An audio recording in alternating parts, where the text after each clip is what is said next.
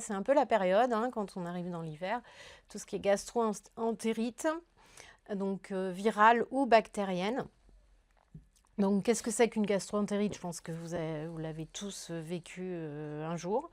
C'est une inflammation des muqueuses au niveau des intestins, au niveau de l'estomac aussi. Il y a une perturbation de la digestion, ce qui fait qu'il y a un gros souci au niveau de l'absorption de l'eau et des nutriments.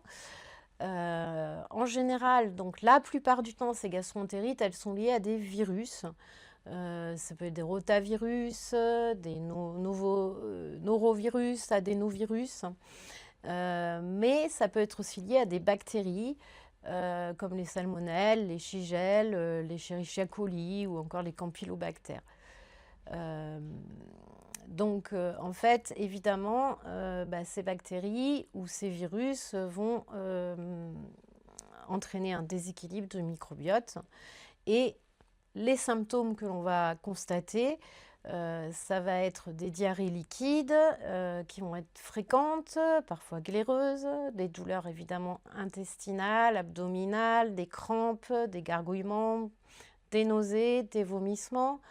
Une fièvre, il peut y avoir de la fièvre aussi, des frissons, une fatigue intense, une perte d'appétit.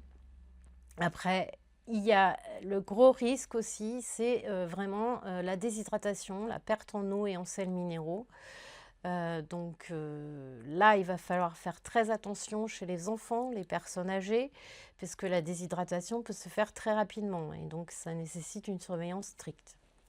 Alors, les causes principales, comme je vous l'ai dit, c'est soit liées à des virus, soit liées à des bactéries qui sont pathogènes. Alors, comment on les attrape? Souvent, c'est des aliments qui vont être contaminés ou mal conservés, comme dans les œufs, la viande crue, certains produits laitiers non pasteurisés, par exemple. Ça peut être une eau souillée ou une mauvaise hygiène des mains. Ça peut aussi arriver suite à une antibiothérapie prolongée, c'est-à-dire que ça va donner un déséquilibre au niveau intestinal et donc on aura une diarrhée ce qu'on appelle diarrhée post-antibiotique. Alors, qu'est-ce qu'on va pouvoir utiliser comme huile essentielle en cas de gastro-entérite? Alors, qu'elle soit virale ou bactérienne, en fait, on va utiliser 3 types d'huiles essentielles. Tout d'abord, on va associer, en fait, c'est-à-dire qu'on va faire une synergie de 3 huiles essentielles. La première, il va falloir que ce soit une huile essentielle qui soit antibiotique, antivirale, anti-infectieuse, large spectre. Donc là, on va en choisir une parmi les 3, soit de la cannelle écorce, soit du thym à thymol ou de la sarriette des montagnes aussi, selon ce qu'on a chez soi. Ensuite, ce qui est intéressant, c'est d'associer une huile essentielle qui soit digestive et antinauséeuse. Donc là, on peut utiliser soit du citron zeste ou de l'amande poivrée ou encore du basilic exotique. Et troisième huile essentielle qui est intéressante aussi, c'est d'utiliser une huile essentielle anti-fermentaire. Donc, c'est-à-dire que ça va limiter la fermentation et favoriser l'expulsion des gaz, donc au niveau intestinal. Donc là, on peut choisir soit du laurier noble, qui est une huile essentielle anti-fermentaire, ou de l'huile essentielle de coriandre. Donc, on va prendre une huile essentielle de chacune de ces 3 types d'huile essentielle et on va faire une goutte de chaque huile essentielle 2 à 3 fois par jour pendant 3 à 5 jours.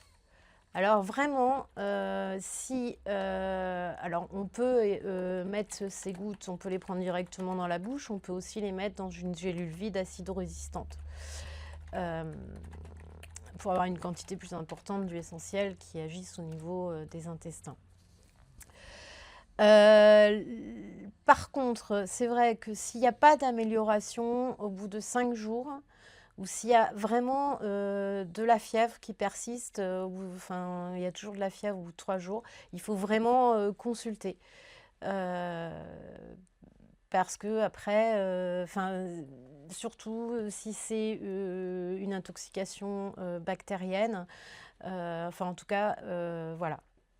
au-delà de si en 5 jours, vous avez toujours les mêmes symptômes, que ce n'est pas passé, il faut aller voir le médecin. Alors, quand on a une gastro-entérite, qu'est-ce qu'on va faire? Pendant la phase aiguë, évidemment, la chose très importante, c'est de penser à s'hydrater, de boire de l'eau. On peut boire des bouillons salés, des solutions aussi de réhydratation. Donc pour éviter donc, tout ce qui est perte en sels minéraux également et déshydratation. On va évidemment privilégier un repos digestif léger, c'est-à-dire que de toute façon, ça va se faire d'emblée parce que souvent on a des diarrhées et des vomissements. Donc on ne va pas manger beaucoup. Mais en fait, quand on pourra remanger, il va falloir reprendre doucement en fait. Et au niveau de l'alimentation de reprise, les aliments qui vont aider en fait à lutter contre la diarrhée, à retrouver un transit normal, ça va être tout ce qui est riz, tout ce qui est carottes.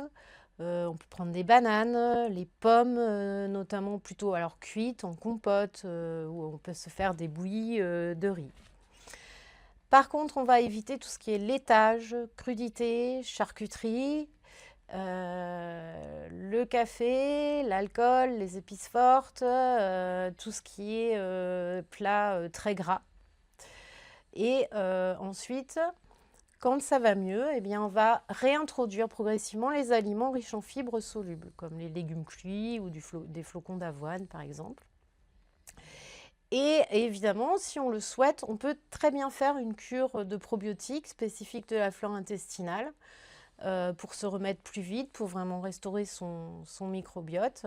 Donc là, sur le site Vanescence, vous pouvez trouver le Bacillus acidophilus en gélule, dont j'ai parlé tout à l'heure. Mais après, il en existe plein d'autres sur le marché. Donc ça, on peut le faire juste pendant 1 mois, hein, c'est suffisant.